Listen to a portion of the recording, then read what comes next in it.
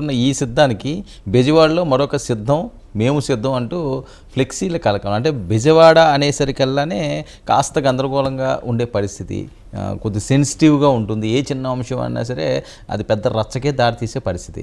బెజవాడ నడిబొడ్డులో ఫ్లెక్సీలు, ఒక పక్క జగన్మోహన్ రెడ్డి గారు యుద్ధం అంటే మేము కూడా సిద్ధం అంటూ పవన్ కళ్యాణ్ గారు హోర్డింగ్ ఒకటి వెళ్ళడం, రెండు పక్క పక్కనే. మరొక వైపు మమ్మల్ని ఎవడరా ఆపేదంటూ క్యాప్షన్ జనసేన వదలడం. అంటే వీళ్ళు ఇంకా తాడో పేడో తేల్చుకుందాం అని రెడీ అయ్యారా? అంటే అది వారాహిన డైలాగ్, అది ఎవడాపుతాడో చూస్తాము అనేది. అవును, అందుకనే వారాహి డైలాగ్ ఆయన కంటిన్యూ చేస్తున్నాడు. ఇక్కడ సిద్ధం అన్నాగానే అది యుద్ధమే. అవును, దానికి మేము సిద్ధం అనే.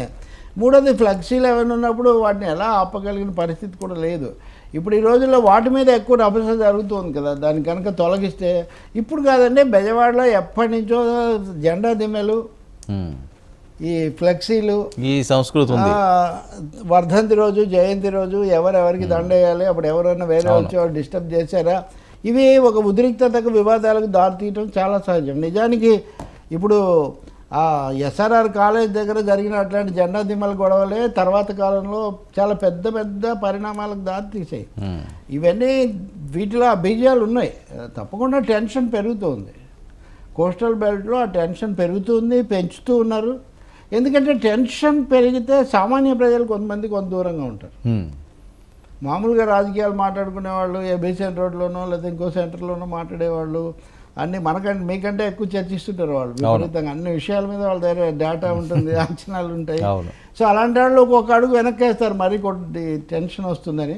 పెంచుతున్నట్టుగా ఉంది రాజకీయ పార్టీలు. ఇంకోటి, ఎవరైనా ఒక అడుగు తగ్గితే చాలా దెబ్బతింటామని. మీరు నిన్న కన్నా లక్ష్మణ మీద దాడి కూడా సత్యనపల్లి నియోజకవర్గంలో, అది కూడా ఆయన ఆరోపణ, మళ్ళీ అంబటి రాంబాబు దాని మీద ఇచ్చిన వివరణ, ఇవన్నీ చూశారు కదా. సో రాజుకుంటూ ఉంది, సందేహం ఏం లేదు. అందులో ప్రత్యక్షంగా ఇప్పుడు జనసేన వైసీపీ బరిలో ఉండడం అది కొంచెం ఎక్కువగా ఉంది. ఎందుకంటే బెజవాడకు సంబంధించి తెలుగుదేశం శిబిరం ఇంకా పూర్తిగా ఇదవ్వలేదు కదా. టికెట్ ఆయనకు వస్తుందా, లేకపోతే ఇప్పుడు కేసీఆర్ నానిపోయి వాళ్ళ తమ్ముడు అక్కడికి వచ్చి చిన్నీకి ఇస్తారనుకుంటున్నారు కదా. ఇవన్నీ కూడా నడుస్తున్నాయి కాబట్టి తప్పకుండా జనసేన వాళ్ళు కొంచెం అగ్రెసివ్గా ఉంటారు. జనసేన ఈసారి టేకింగ్ ఆయన అగ్రెసివ్ స్టాన్స్. ఇది పవన్ కళ్యాణ్ మాటలోనూ పొలిటికల్లీ అగ్రెసివ్. గతంలో ఆయన ఆవేశంగా మాట్లాడేవాళ్ళు, మోదీకి సవాల్ చేస్తున్నాను, హిందీలో మాట్లాడతాను, ఇంగ్లీష్. ఇప్పుడు అలా కాకుండా పొలిటికల్గా సాలిడ్గా నాకు ఏదో ఉంది, దాంతో నేను ఏదో చేస్తానని చెప్తూ తన వాళ్లకు భరోసా ఇస్తున్నాడు. మీరు ముందుకు వెళ్ళిపోండి, మేము మీతో ఉంటామని. ఏంటంటారు సార్ ఆ చేంజ్? అనుభవం పాఠాలు, ఒకటి అనుభవము, రెండోది అవసరము. ఎవరైనా ఎందుకు పట్టుకుంటారు కర్ర కానీ కత్తి కానీ అంటే ఏదైనా జంతువునో లేకపోతే ఇంకోదానో లేకపోతే ప్రత్యర్థినో ఎదుర్కోవడానికే. తీవ్ర స్థాయిలో దాడి జరుగుతున్నప్పుడు తను ఏదో అద్దాల మేడలో ఉన్నప్పుడు యాక్టర్గా ఉన్నప్పటిలాగా స్మూత్గా ఉంటే కుదరదు అనే ఒక వాస్తవాన్ని ఆయన తెలుసుకుంటూ ఉన్నాడు. రెండో విషయం, జనసేనలో ఏది చేసినా పవన్ కళ్యాణ్ చేయాల్సిందే, కానీ దానికోసం చాలా మాట్లాడేవాళ్ళు, ఆయన బొమ్మతో గెలుద్దాం అనుకునే వాళ్ళు చాలా ఎక్కువ మంది ఉన్నారు. ఓట్లు వేసే వాళ్ళు కూడా ఉండొచ్చు, కానీ ముందు నిలబడి దానికి మేము కూడా అనే స్థాయిలో ఉన్న వాళ్ళు తక్కువగా ఉన్నారు. ఆ భరోసా ఇవ్వాల్సింది కూడా ఆయనే కదా. ఇంకా మూడోది, ఫ్యాన్ ఫాలోయింగ్ ఎక్కువగా ఉన్న ప్రాంతాలు ఇవి.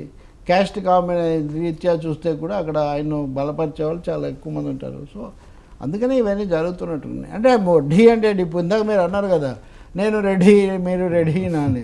సో రెడీ అయిపోయింది ఇప్పుడు రాష్ట్రం రాజకీయ యుద్ధానికి. సరే, ఏంటి తెలుగుదేశం పార్టీ ప్రధాన ప్రతిపక్షం అయినప్పటికీ కూడా వైఎస్ఆర్సీపీ దాడి చేసేది తెలుగుదేశం కంటే ఎక్కువ పవన్ కళ్యాణ్ని, జన సైనికుల్ని దాడి చేయడంలో ఏమైనా వ్యూహం ఉందా? ఎందుకంటే ఆయనకు ఒక సీట్ లేదంటారు, ఆయన అసలు రాజకీయాలే తెలియదు అంటాడు, ఒక యాక్టర్ లాగా ఏదో వచ్చి ఆయన వెళ్ళిపోతుంటాడు, ఆయన వల్ల ఏమవుతుంది పాలిటిక్స్ అని మాట్లాడే వీళ్ళు ఎందుకు ఆయన్నే ప్రధాన టార్గెట్గా చేస్తున్న అంశాలు? అంటే పవన్ కళ్యాణ్ గేమ్ చేంజర్ ఇక్కడ.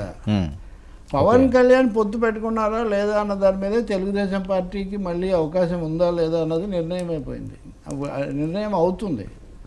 పవన్ కళ్యాణ్ కలవకపోతే తెలుగుదేశాన్ని గురించి ఎవరు సీరియస్గా తీసుకోరు. అందుకనే చంద్రబాబు నాయుడు మిగతా అంశాలన్నిటి మీద ఎంత శ్రద్ధ పెట్టాడో జనసేన, పవన్ కళ్యాణ్ ఆఖరికి ఆయన బయటపడి చెప్పేశాడు కదా, అవును తమ్ముడు వన్ సైడ్ లవ్ చేస్తున్నాను, పవన్ కళ్యాణ్ ఇంకా సిగ్నల్ రాలేదు నాకు అని ఇంత బాహాటంగానే ఆయన బయటపడిపోయి చెప్పేశాడు. సో మొహమాటం ఏం లేదు అందులో. ఇప్పుడు ఈ 2-3 రోజుల్లో ముఖ్యంగా మొన్న మనం చర్చించిన పవన్ కామెంట్స్, వాటి తర్వాత ఇద్దరి మధ్య కొంచెం పొరపచ్చాలే వచ్చాయేమో ఇట్లాంటి మాటలు కొంతమంది మాట్లాడుతున్నప్పటికీ కూడా చంద్రబాబు నాయుడు ఎంత సంయమనంగా నిగ్రహంగా ఉన్నాడు కదా. ఎందుకు అంటే దాన్ని ఏమాత్రం స్పృశించకూడదు అనేది ఆయనకు తెలుసు. అలాగే నాదెండ్ల మనోహర్ కూడా నిన్న అనకాపల్లి సభ గురించి చెప్పడానికి మాట్లాడినప్పుడు ప్రభుత్వము, ధరలు, ఇసుక మాఫియా ఇట్లాంటివన్నీ చెప్పిన తర్వాత పవన్ కళ్యాణ్ ఎందుకు ఇలా అన్నారు అని అడిగారండి ఆయన. జనసేనలో ఆ విషయం ఎక్స్ప్లెయిన్ చేయాల్సింది ఆయనే కదా. నెంబర్ 2 పొలిటికల్ కమిటీ ఎంత తెలివిగా దాటేశాడంటే ఆ అడిగిన రిపోర్టర్ అడిగాడు, పొత్తు ధర్మం విస్మరించారనో పొత్తు ధర్మాన్ని ఉల్లంఘించారనో అన్నారు కదా, ఎందుకు అన్నారని అడిగారు.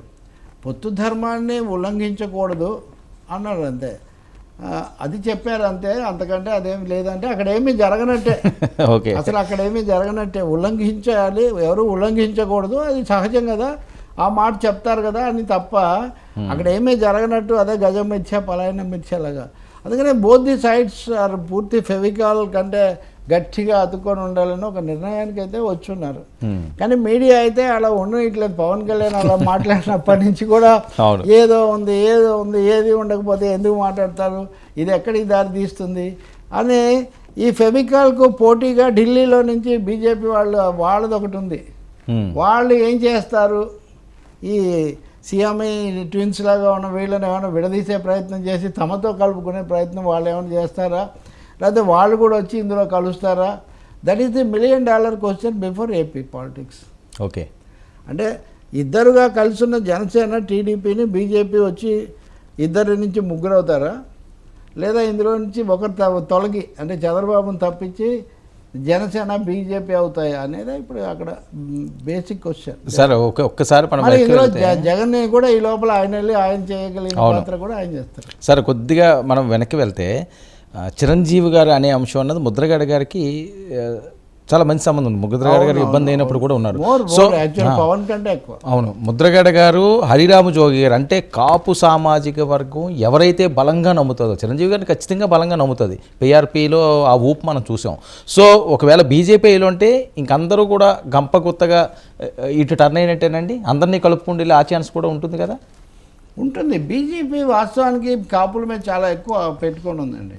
అప్పటికి ఇంకా పవన్ కళ్యాణ్ తెలుగుదేశం అన్నది ఖాయం అవుతుందని ఇంకా ప్రకటన రాకముందు పవన్ ఇక్కడే ఉంటాడేమో అని ఒక ఆశ కూడా బీజేపీకి ఉండింది. ట్రై చేద్దామని వాళ్ళు అనుకున్నారు. కొన్ని చోట్ల ట్రై చేశారు కదా.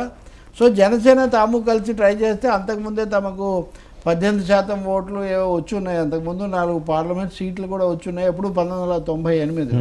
సో ఆ ప్రయోగాన్ని మళ్ళీ రిపీట్ చేద్దాం, పవన్ కళ్యాణ్ కలిసి వస్తాయని వాళ్ళు అనుకున్నారు. కానీ ఇంతవరకు సభలోకి వెళ్ళలేకపోయిన పవన్ కళ్యాణ్ రిస్క్ ఎందుకు తీసుకోవడం, టీడీపీ అయితే అష్యూర్డ్ కదా అని ఒక నిర్ణయానికి ఆయన. రెండోది ఇంకా వైసీపీ వాళ్ళు అయితే రకరకాల ఆరోపణలన్నీ కూడా వాళ్ళు ఏదో చేస్తూనే ఉంటారు.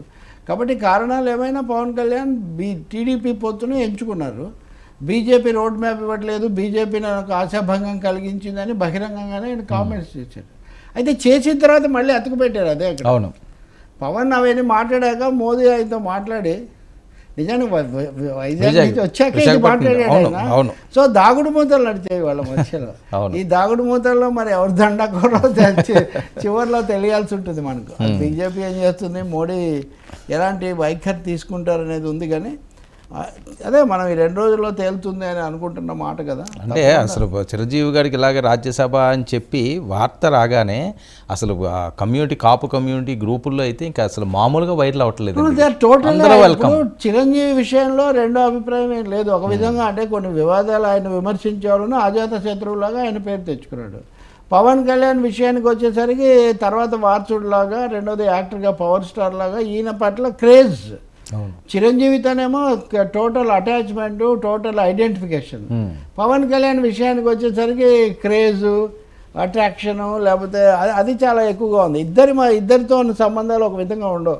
సాధారణంగా అండి మొన్న కూడా నేను చెప్తున్నాను కదా, why first ones rule the world and second ones want to change it అని ఒక థియరీ.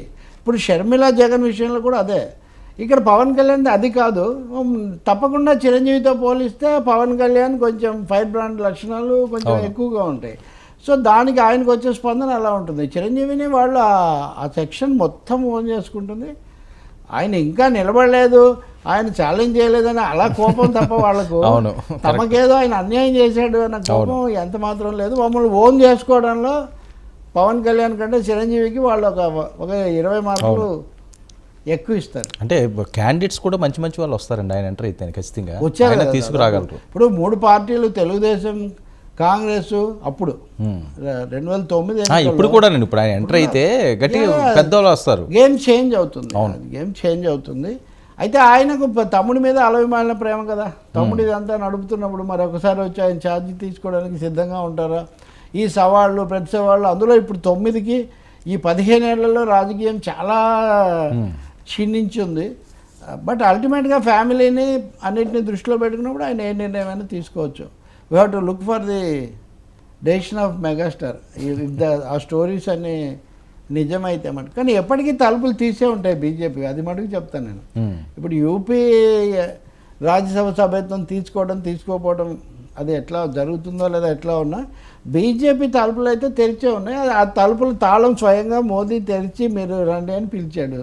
ఈయనేమో అక్కడ కొంచెం ఆగాడు.